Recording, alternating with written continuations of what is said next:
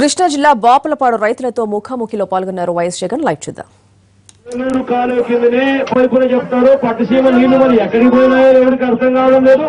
మాకు మాత్రం బీడులుగానే భూములు కనిపిస్తా ఉన్నాయి. గొర్రెలకి ఇచ్చామంటే ఎకరానికి 500 గొర్రెలకి ఇచ్చేసామంటే మొత్తం డేటా అంతా ఎంత పూర్తిగా గొర్రెలకు ఇచ్చేసే కార్యక్రమం చేస్తా ఉన్నారు. గొర్రెలు కూడా పూర్తిగా కనిపిస్తా ఉన్నాయి. అంతేనా? ఇదంతా కూడా ఇదే చంద్రబాబు నాయుడు గారు పులిచింతల ప్రాజెక్టులో 45 టీఎంసీలు స్టోర్ చేసుకునే అవకాశం ఉన్న ప్రాజెక్టు. 45 టీఎంసీలు స్టోర్ చేసుకునే అవకాశం ఉన్న పులిచింతల ప్రాజెక్టులో ఇవాళ పులిచింతల్లో కేవలం 22 టీఎంసీలు మాత్రమే స్టోర్ చేసి నీళ్లు పెట్టారు. ఇదే చంద్రబాబు నాయుడు గారు తెలంగాణ గవర్నమెంట్ కు వాళ్ళు ఇప్పటికీ లేఖల మీద లేఖలు రాస్తా ఉన్నారు. మాకు సంబంధించిన R&R ప్యాకేజ్ మాకు ఇవ్వండి, మాకు సంబంధించిన R&R ప్యాకేజీలో ఇంకా 120 కోట్ల రూపాయలు పెండింగ్ ఉంది. ఆ 120 కోట్ల రూపాయలు మాకు ఇచ్చేస్తే మీరు 45 టీఎంసీల నీళ్లు కెపాసిటీ అక్కడ స్టోర్ చేసుకోవచ్చు అని చెప్పి తెలంగాణ ప్రభుత్వం ఈ 2 సంవత్సరాలుగా లేఖల మీద లేఖలు రాస్తా ఉన్నాయి. చంద్రబాబు నాయుడు గారు పట్టించుకోలేదు. చంద్రబాబు నాయుడు గారు అరకొర నిధులు మాత్రమే ఈ R&R ప్యాకేజీకి ఇస్తూ వచ్చాడు. కాబట్టి ఇంతవరకు పులిచింతలలో 45 టీఎంసీలు స్టోర్ చేసుకునే కెపాసిటీ అవకాశం ఉన్నా కూడా స్టోర్ చేయలేని పరిస్థితి. నీరు కూడా చంద్రబాబు నాయుడు గారు మాక్సిమం స్టోర్ చేసింది 28 టీఎంసీల కన్నా మించి స్టోర్ చేయలేని పరిస్థితి. ఇవాళ ఇదే పులిచింతల్లో 45 టీఎంసీలు స్టోర్ చేయగలిగిన పరిస్థితి ఉన్నా కూడా కేవలం 22 టీఎంసీలు మాత్రమే నిల్వ ఉంచిన పరిస్థితి. ఇదే పులిచింతల్లో నీళ్లు ఉంటే ఇదే నీళ్లు ప్రకాశం బ్యారేజీకి పోతాయి. ప్రకాశం బ్యారేజీకి నీళ్లు ఏదైతే పోతాయో అదే ఏలూరు కాలువ నుంచి ఈ ప్రాంతమంతా కూడా సస్యశ్యామలంగా ఉండే పరిస్థితి. అటువంటిది చంద్రబాబు నాయుడు గారు చేయవలసిన పని చేయకుండా కేవలం ఆ పులిచింతల్లో 120 కోట్ల రూపాయలు R&R ప్యాకేజ్ కింద వాళ్ళు అడుగుతా ఉన్నది గత 2 సంవత్సరాలుగా అడుగుతా ఉన్నది. కనీసం చంద్రబాబు నాయుడు గారు చెయ్యకపోవడం వల్ల ఇంత దారుణమైన పరిస్థితి ఉంది. పైగా ఇదే చంద్రబాబు నాయుడు గారు పట్టిసీమ అని అంటాడు. ఇదే పట్ల మదన్ అంటున్నాడు, వాళ్ళ ఉమామహేశ్వరరావు అని అంటున్నాడు. ఈ మినుము పంటలు ఇలా చూపించి పట్టిసీమ అని అంటాడు. పట్టిసీమ నీళ్లు మరి ఏమైనాయని చెప్పి ఒకవైపునేమో పట్టిసీమ నుంచి 40 టీఎంసీలు నీళ్లు తీసుకొచ్చినాము అని చెప్పి మరోవైపు చెప్తాడు. మరోవైపున ప్రకాశం బ్యారేజ్ కిందికి దిగువకు 55 టీఎంసీలు నీళ్లు సముద్రంలోకి కలుపుతాడు. మరి ఇదే చంద్రబాబు నాయుడు గారు నీళ్లు ఏం తెచ్చినా నీళ్లు సముద్రంలోకి కలుపుతా ఉన్నాడా లేకపోతే రైతులకు ఇస్తా ఉన్నాడా అని చెప్పి నిదర్శనం చెప్పడానికి ఈ మినుము పంటలు చూపిస్తా ఉన్నాడు.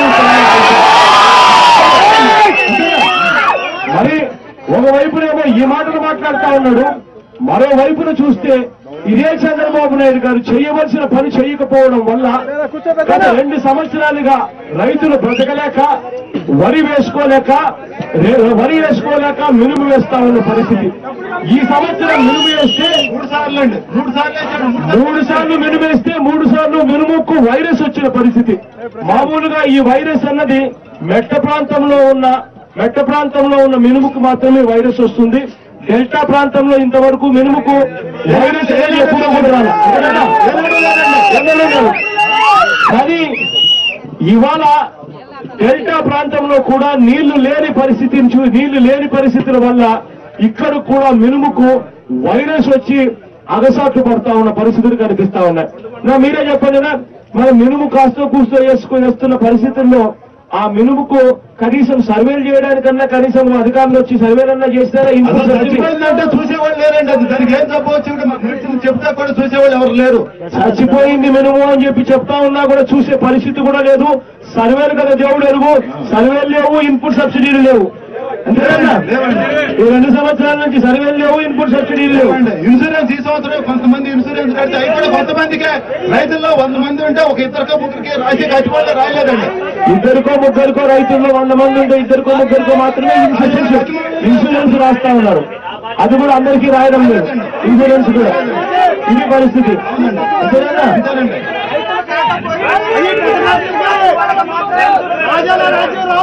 100 మందికి కూడా వాళ్ళకి నచ్చిన వాళ్ళకి మాత్రమే రాసుకున్నారు. మిగిలిన వాళ్ళకి అది కూడా రాయడం నుంచి చంద్రబాబు నాయుడు గారు ముఖ్యమంత్రి అయినప్పటి నుంచి ఏంగా ఉంది పరిస్థితి అని చెప్పి కనీసం ఇదే కృష్ణా జిల్లాలోనే చంద్రబాబు నాయుడు గారు మాటికి ఇదే గన్నవరం నుంచి ఎయిర్పోర్ట్, ఇదే గన్నవరం నుంచి విమానం ఎక్కుతాడు.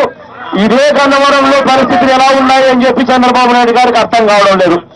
ఇదే జిల్లాకు చెందిన ఇరిగేషన్ మినిస్టర్ ఇక్కడి నుంచి ఇదే జిల్లాకు సంబంధించిన వ్యక్తున్నాడు. ఇదే జిల్లాకు సంబంధించి రోజు విమానాలు ఎక్కేది ఇదే గన్నవరం ఎయిర్పోర్ట్ నుంచి ఎక్కుతారు. కానీ రైతుల పరిస్థితి దారుణంగా ఉంది అనే సంగతి కూడా తెలుసుకోవాలని పక్కన పెట్టిన పరిస్థితులు కనిపిస్తా ఉన్నాయి. డెల్టా ప్రాంతాల్లో మొట్టమొదటి ఏలూరు కాలువ వస్తే మొట్టమొదటి ఏలూరు కాలువ ద్వారా డెల్టా ప్రాంతంలో మొట్టమొదటి ఊడ్చేది కానుమూరు. కానుమూరు ఎన్ని ఎకరాలు ఉందన్నా? మొత్తం 3,000 ఎకరాలు ఉందండి. మొత్తం 3,000 ఎకరాల పరిస్థితి ఇదే మాదిరిగానే 3,000 3 ఎన్ని వేశారు?